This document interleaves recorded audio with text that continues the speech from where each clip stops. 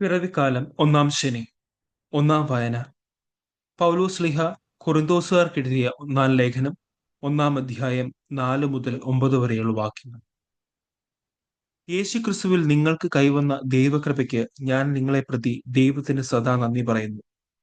എന്തുകൊണ്ടെന്നാൽ അവിടുന്ന് എല്ലാവിധത്തിലും, പ്രത്യേകിച്ച് വചനത്തിലും വിജ്ഞാനത്തിലും നിങ്ങളെ സമ്പന്നരാക്കി.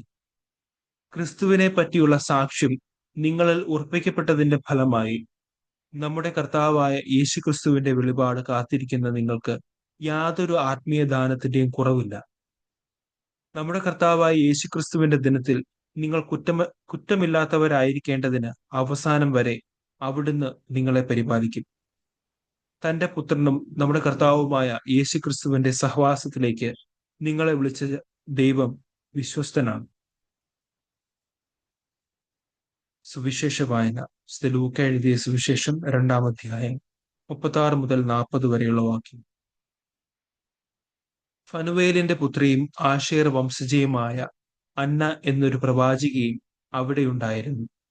ഇവൾ കന്യകാപ്രായം മുതൽ 7 വർഷം ഭർത്താവിനോടൊത്ത് ജീവിച്ചു.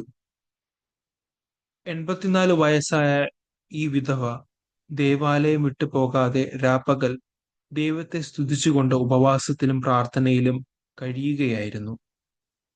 അവൾ അപ്പോൾ തന്നെ മുമ്പോട്ട് വന്ന് ദൈവത്തെ സ്തുതിക്കുകയും ജെറുസലേമിൽ രക്ഷ പ്രതീക്ഷിച്ചു കൊണ്ടിരുന്ന എല്ലാവരോടും ശിശുവിനെ കുറിച്ച് സംസാരിക്കുകയും ചെയ്തു. കർത്താവിന്റെ നിയമപ്രകാരം എല്ലാം നിവർത്തിച്ച ശേഷം അവർ സ്വനഗരമായ ഗലീലിയിലെ നസറത്തിലേക്ക് മടങ്ങി. ശിശു വളർന്നു, ജ്ഞാനം നിറഞ്ഞ് ശക്തനായി. ദൈവത്തിന്റെ കൃപ അവന്റെ മേലുണ്ടായിരുന്നു. നമ്മുടെ കർത്താവായ മിശിഹായിക്ക് സ്തുതി.